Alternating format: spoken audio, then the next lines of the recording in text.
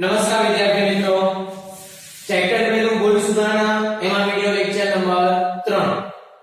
ગયા લેક્ચરની અંદર આપણે જે સમજતા હતા ભૂલોના પ્રકાર, કાચા સળિયાને અસર ન કરતી ભૂલ, એમાં વિસર્જક, સિદ્ધાંતની ભૂલ અને ટૂંકા ખાતે લખવાની ભૂલ એ આપણે સમજી ગયા. હવે આપણે સમજીએ મૂળ ચોપડો લખતી વખતે થયેલી ભૂલ. મૂળ ચોપડો લખતી વખતે થયેલી ભૂલ એટલે શું? આમનોંધ લખતી વખતે, પેટાનોંધ લખતી વખતે કે ખાતા વહીમાં ખતવણી કરતી વખતે જે ભૂલો થાય તેને મૂળ ચોપડો લખતી વખતે થયેલી ભૂલ એવું કહેવાય. હવે તમે મૂળ ચોપડો લખતી વખતે કેટલી ભૂલો કરી શકો? તો પહેલું છે વ્યવહાર સાચા ચોપડામાં ઓછી કે વધુ રકમથી નોંધાય. વ્યવહાર સાચા ચોપડામાં ઓછી કે વધુ રકમથી નોંધાય એટલે શું? પહેલા આપણે સમજીએ વ્યવહાર ઓછી રકમથી નોંધાય. જેમ કે નરેશ પાસેથી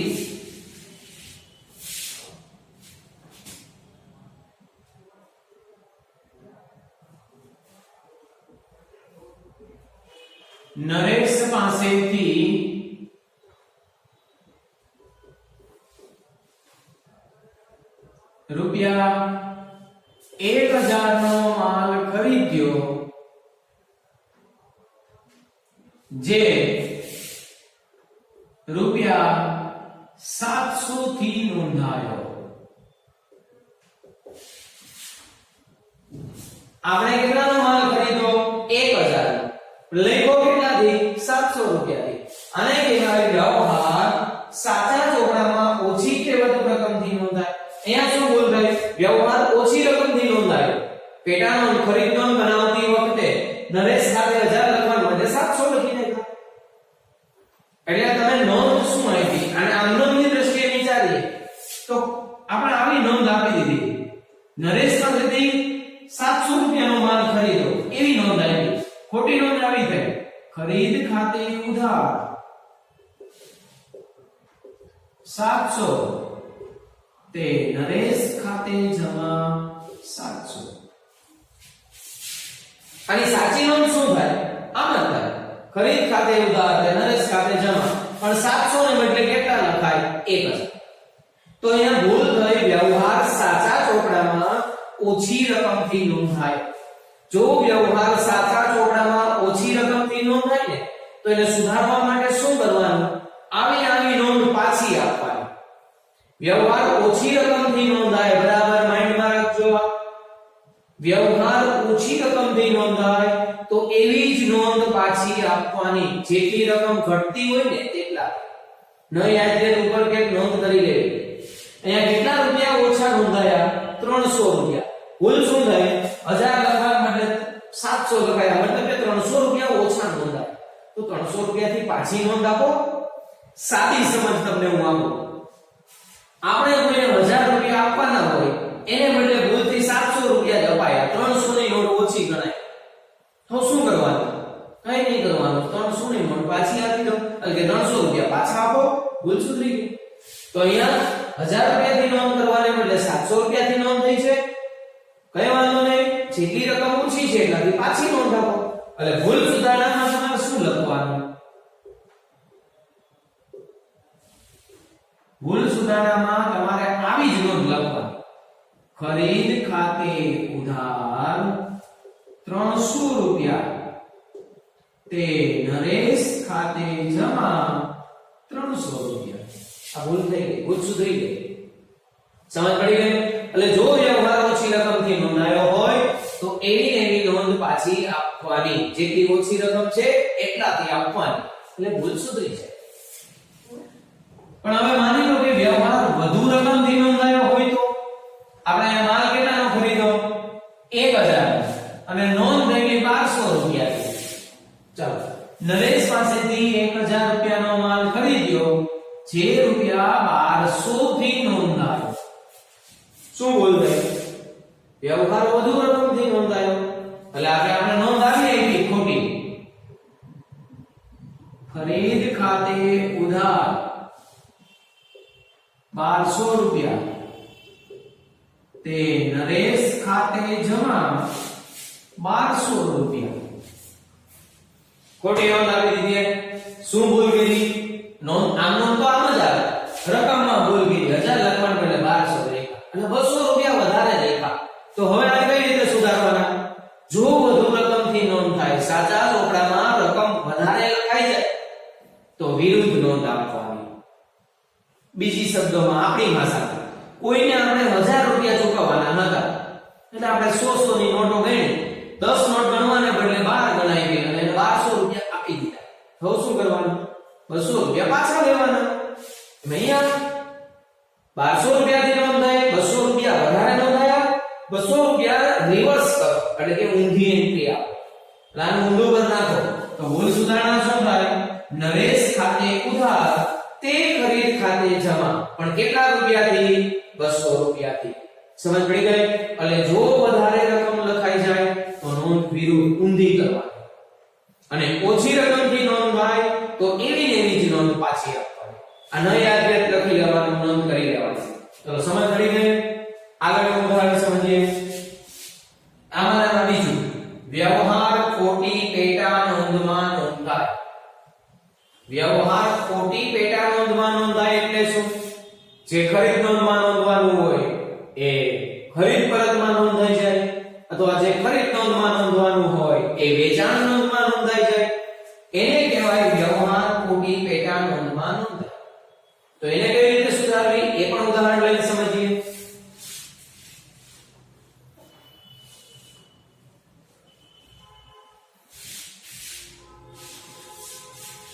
જો નરેશ પાસેથી ₹1000 નો માલ ખરીદ્યો જે વેચાણ નોંધમાં નોંધાયો.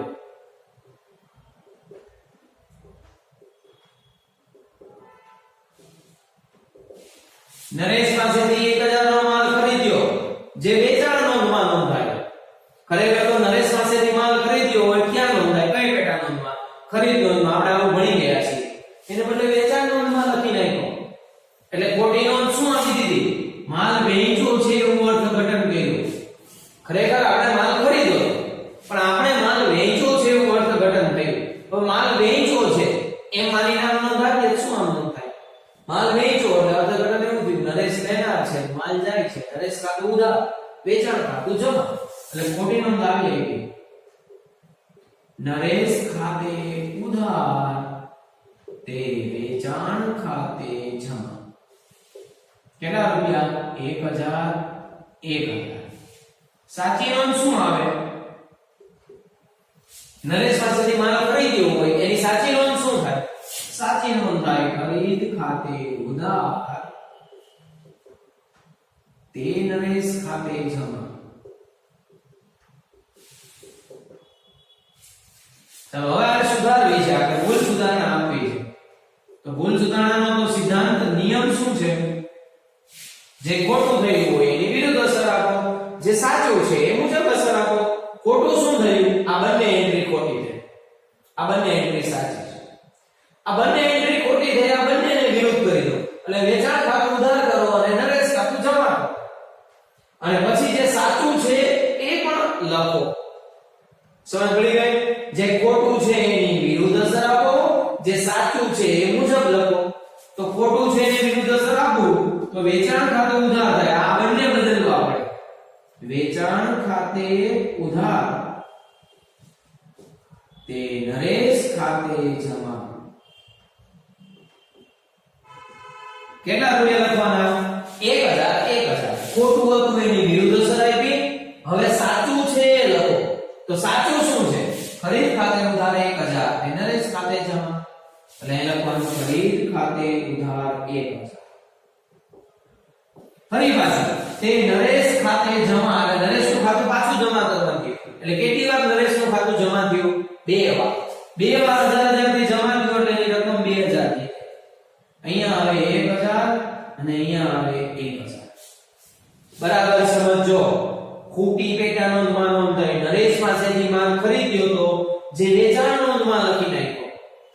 એટલે આપણે નોંધ આવી આપવાની હતી. ખરીદ ખાતે ઉધાર 1000, તે નરેશ ખાતે જમા 1000. એને બદલે શું કર્યું? નરેશ ખાતું ઉધાર 1000 અને વેચાણ ખાતું જમા 1000 થી કરી નાખ્યું. બરાબર છે? એટલે આપણે જ્યાં ખોટું હતું ને એની વિરુદ્ધ અસર આવી ગઈ. નરેશનું ખાતું જમા કર્યું 1000 રૂપિયા. આમાં બે છે. પેલા નરેશનું ખાતું જમા કર્યું 1000 રૂપિયા અને વેચાણ ખાતું ઉધાર કર્યું 1000. આ બંને થઈ ગયા.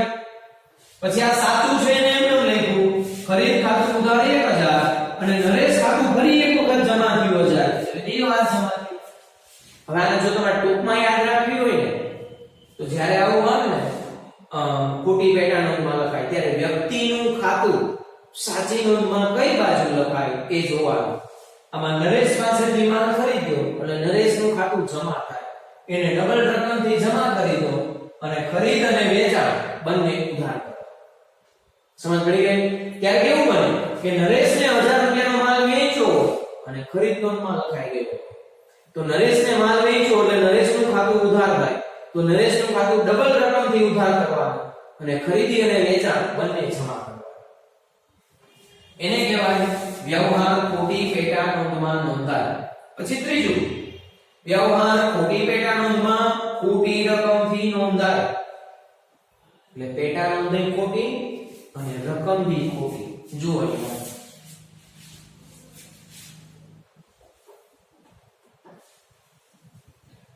નરેશ પાસેથી 1000 નો માલ ખરીદ્યો જે વેચાણ નોંધમાં ₹500 થી નોંધાયો.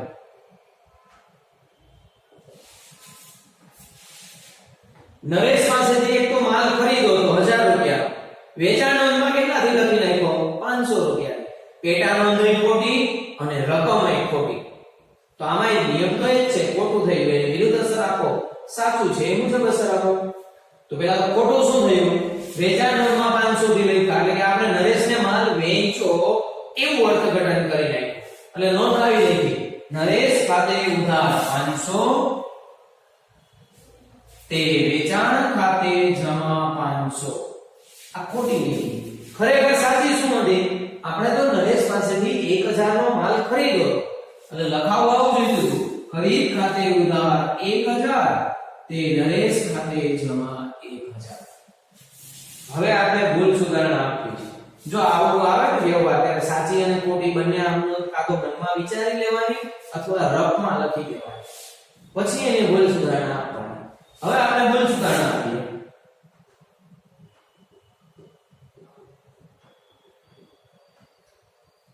ચાલો ભૂલ સુધારણામાં શું હોય? જે ખોટું છે એની વિરુદ્ધ અસર આપો, સાચું છે એની મુજબ અસર આપો. આ બંને ખોટું છે, નરેશ ઉધાર અને વેચાણ જમા. આને બદલી નાખો, વિરુદ્ધ કરો. એટલે વેચાણ ખાતું ઉધાર કરો 500 રૂપિયાથી અને નરેશ ખાતું જમા કરો 500 રૂપિયાથી.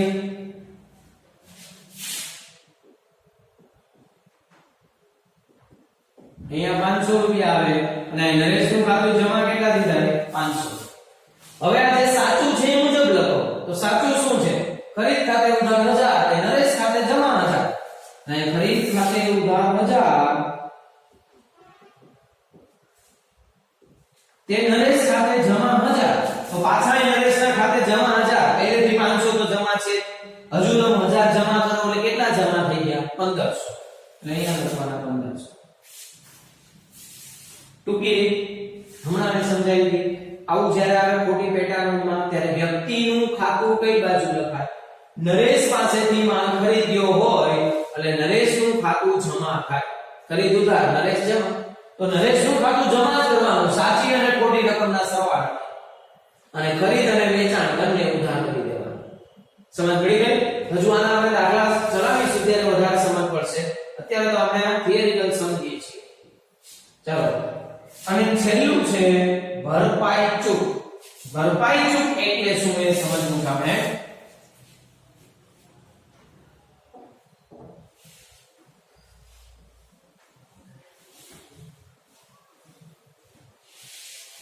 ભરપાઈ ચૂક એટલે એક સાથે બે ભૂલ થઈ હોય અને બંને ભૂલને કારણે જવાબ મળી જાય એને ભરપાઈ ચૂક કહેવાય. એક સાથે કેટલી ભૂલ થઈ હોય?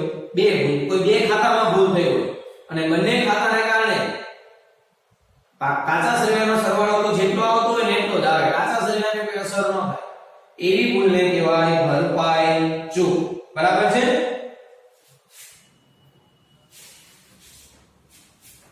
જો અહીંયા ઉદાહરણ લખું છું, રામનું ખાતું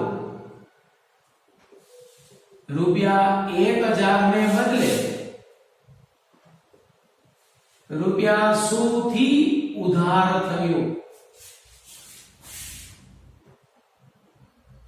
અને શ્યામનું ખાતું ₹100 ને બદલે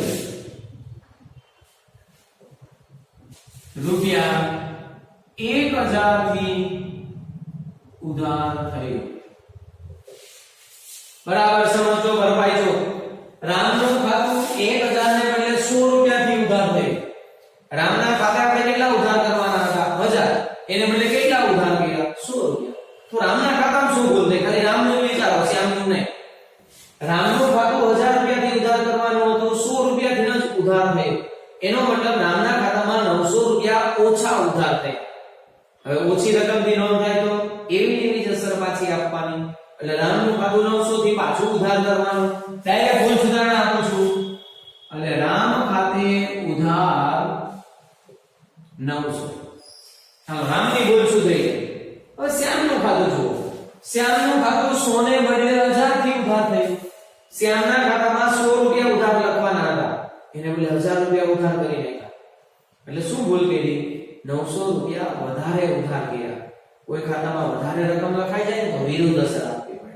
એટલે શ્યામનું ખાતું 900 રૂપિયા થી વધારે ઉધાર કર્યું ને, તો હવે શ્યામનું ખાતું 900 રૂપિયા થી જમા કરો ને લખવાનું કે શ્યામ ખાતે જમા. જો આમ નો ભેગી રાખી, આમ એક સાથે કોઈ બે ખાતામાં ભૂલ થાય અને બંને ભૂલને કારણે આચાર સંહિતાનો સરવાળો તો સરખો જ આવે, એને ભરપાઈ ચૂક કહેવાય. બરાબર છે? આ 5 પ્રકારની ભૂલો હતી જે કાચા સરવાળાને અસર ન કરતી ભૂલો કહેવાય. હવે જ્યારે આગળનો લેક્ચર ભણીશું ત્યારે એમાં સમજીશું કાચા સરવાળાને અસર કરતી ભૂલો. પણ એ પહેલા તમારે 5 ભૂલોના જે મેં ઉદાહરણથી સમજાવી છે એ બરાબર ધ્યાનથી સમજવાની છે. બરાબર છે? ઓકે, જય શ્રી કૃષ્ણ.